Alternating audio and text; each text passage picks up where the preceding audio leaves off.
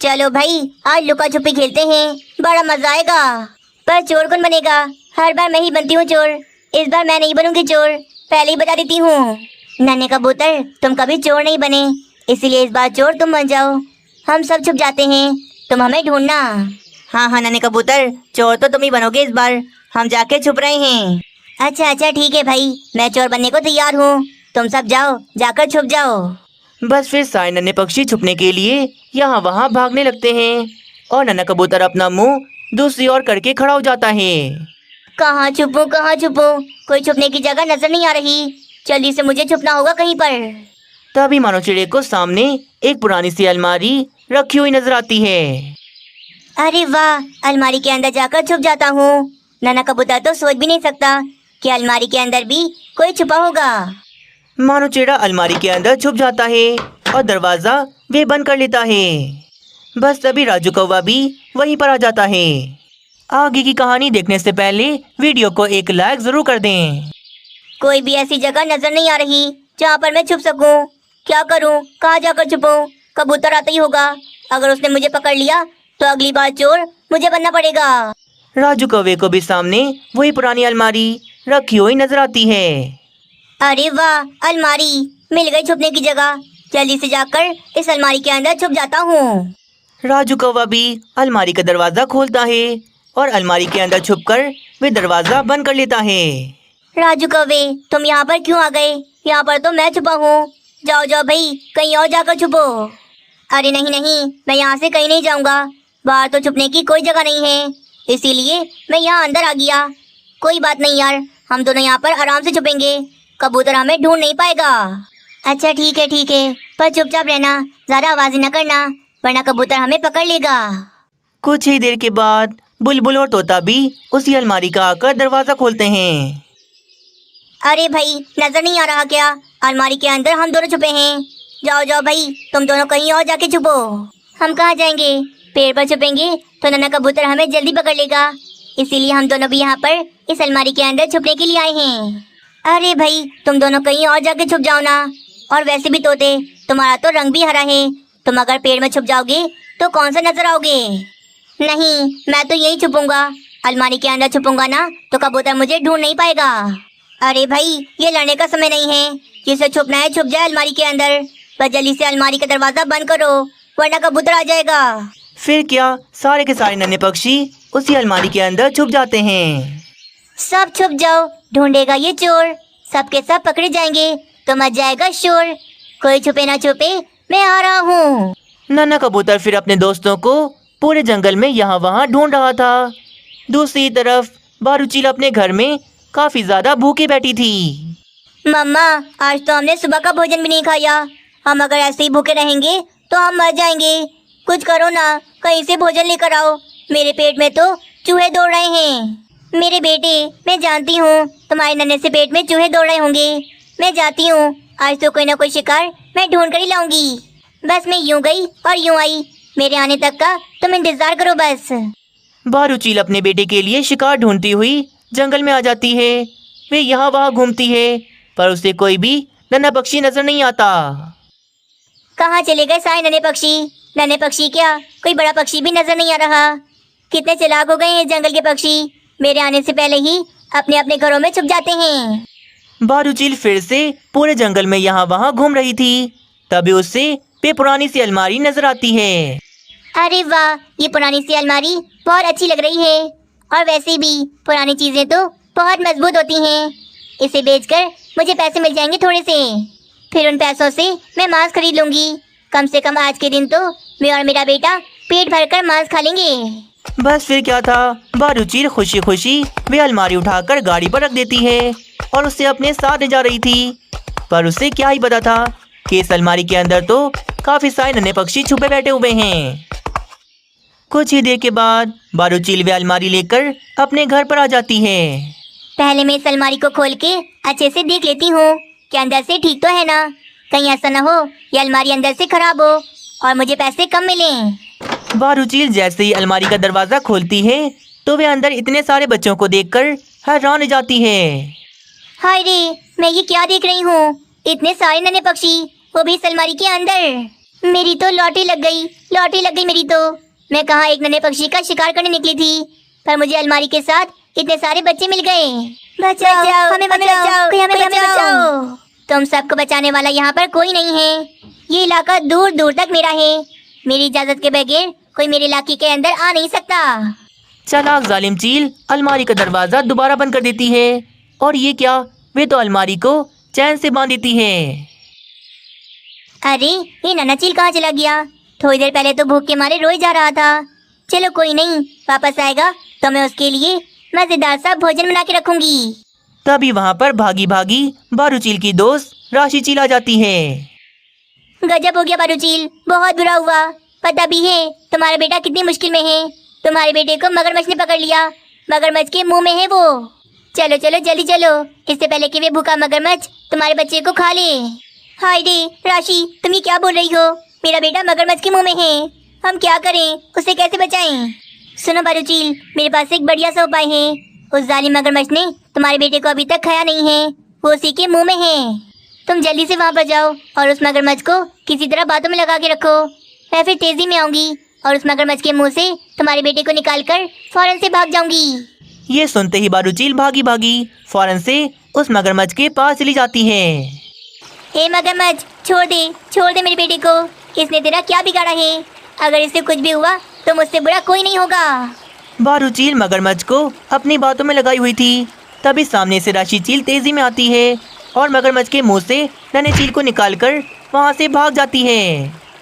हाश, बच गया, मेरा बेटा बच गया। हे मगरमच्छ, मेरे बेटे को अगर कुछ भी हो जाता तो समझ ले आज तेरा आखिरी दिन होता। बारू चील भी फिर वहाँ से वापस अपने घर चली जाती है। मम्मा, मेरी मम्मा, शुक्र है मेरी जान बच गई, वरना वे जालिम मगरमच्छ तो मुझे खा ही लेता। तुम भी ना नन्हे चील, तुमने तो आज मेरी जान ही निकाल दी थी। कितनी बार मना किया है मैंने कि दरिया के पास ना जाया करो। जब भी पानी पीना हो तो मुझे बता दिया करो। और राशि, तुम्हारा तो बहुत बहुत शुक्रिया। तुम अगर ना होती तो शायद मेरा बेटा मेरे साथ ना होता। कोई बात नहीं बारू चील, चलो चलो अब मैं चलती हूँ, तुम बस आगे से ध्यान रखना।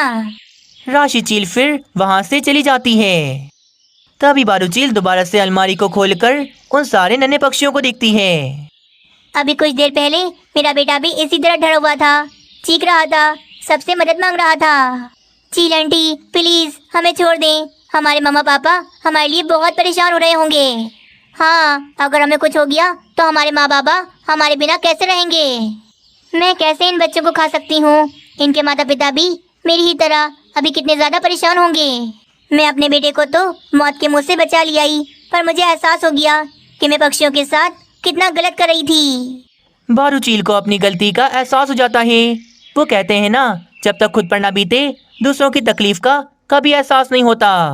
बस फिर क्या, बारू चील सारे बच्चों को अलमारी से बाहर निकाल देती है। बच्चे फिर आज़ाद हो जाते हैं। वे सब फिर खुशी खुशी वापस अपने जंगल की तरफ चले जाते हैं। चलो पक्षियों, दोपहर होने वाली है, जल्दी से जाकर कोई भोजन ढूंढ के ले आते हैं।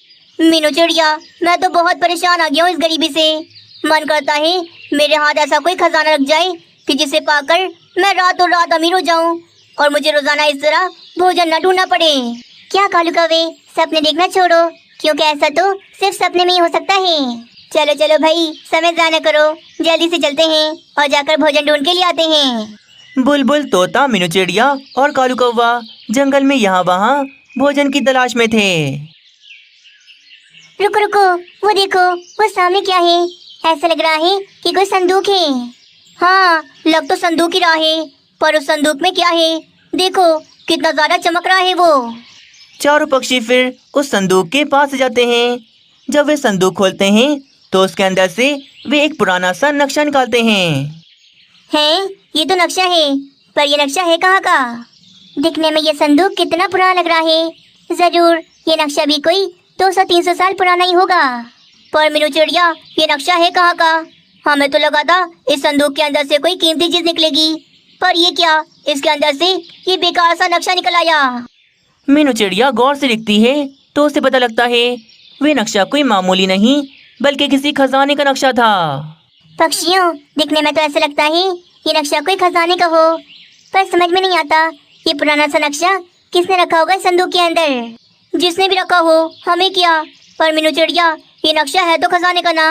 अगर इस नक्शे को देखकर हम उस खजाने तक पहुंच गए तो हमारे तो मजे लग जाएंगे। क्या वाकई ये खजाने का नक्शा है? फिर तो कालू कौवे, तुम्हारा सपना जरूर बुरा होगा।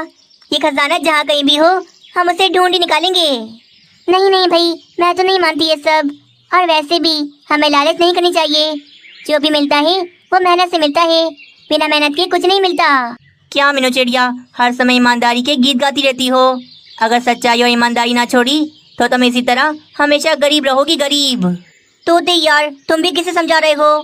मीनू चिड़िया हमारी बात कभी नहीं मानेगी। ये तो सच्चाई और ईमानदारी की मूरत है, मूरत। जाने दो इसे, जाने दो यहाँ से। हाँ भाई, मुझे नहीं पढ़ना इन सब चीज़ों में। मुझे नहीं चाहिए खजाना।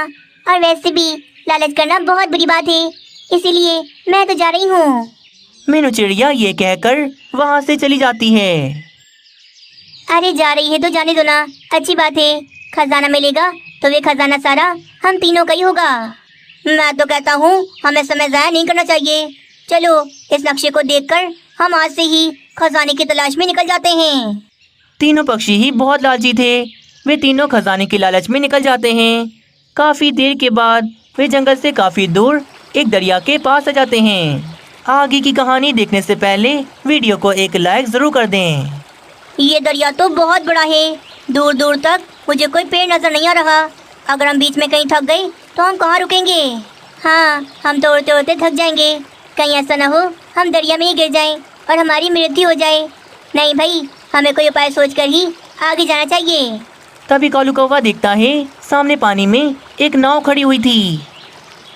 वो देखो पक्षियों, सामने नाव खड़ी है। क्यों ना हम इस नाव के अंदर बैठकर ही इस दरिया को पार करें। अरे वाह, लगता है खजाना हमें खुद ही अपने पास बुला रहा है। तभी तो ये नाव हमें सामने ही मिल गई।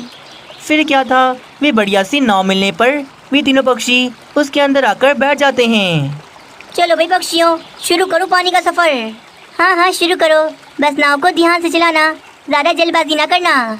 कालू कौवा नाव चलाना शुरू करता है और वे तीनों पक्षी दरिया को पार करके आगे जाने लगते हैं।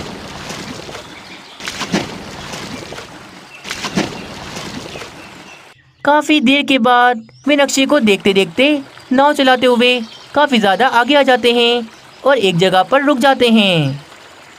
बस बस कालू कौवे, यहीं पर रुक जाओ, क्योंकि ये नक्शा बता रहा है कि खजाना कहीं आस पास ही है। वे तीनों पक्षी देखते हैं कि उन्हीं के बिल्कुल सामने एक बड़ी सी गुफा थी। जरूर वे खजाना इस गुफा के अंदर ही होगा।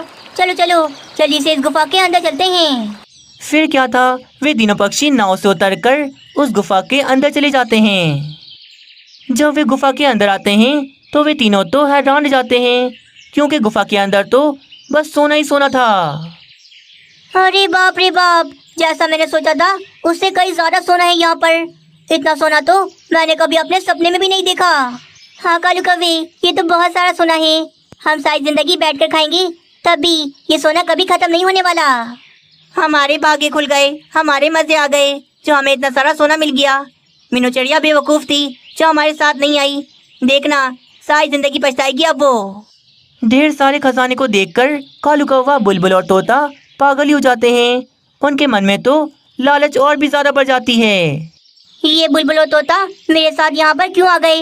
मैं अकेला यहाँ पर आता तो ये सारा का सारा खजाना सिर्फ मेरा होता, मेरा।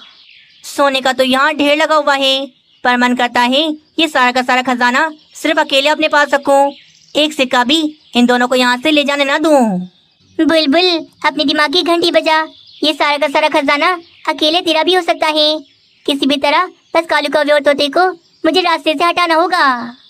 वो कहते हैं ना, लालच कभी कम नहीं होती बल्कि और बढ़ती ही चली जाती है। उफ, कितना थक गए हम सब। जरा इस प्याले के अंदर मैं बाहर से पानी लेकर आती हूँ।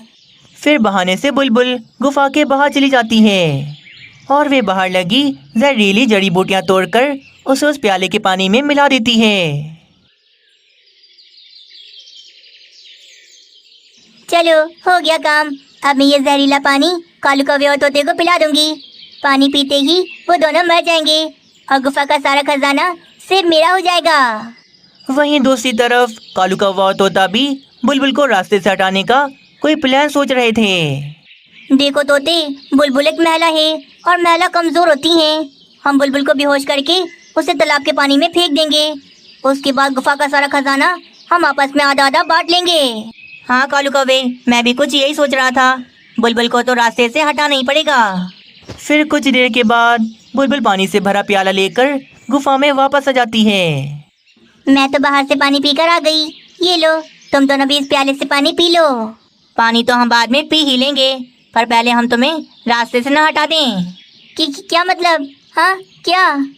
फिर तोता एक पत्थर खींचकर बुलबुल के सर पर मारता है। बुलबुल तो उसी समय बेहोश हो जाती है। अरे अरे, कितनी कमजोर थी, पत्थर लगते ही फौरन से बेहोश हो गई। चलो कालू कौवे, जल्दी से बाहर जाकर इसे पानी में फेंक देते हैं। उसके बाद आकर खजाने को आधा आधा कर लेते हैं। कालू कौवा और तोता बुलबुल को उठाकर गुफा से बाहर ले आते हैं। 1 2 3।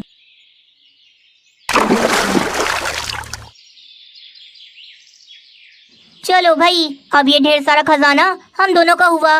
अब इसे आधा आधा बांट लेते हैं।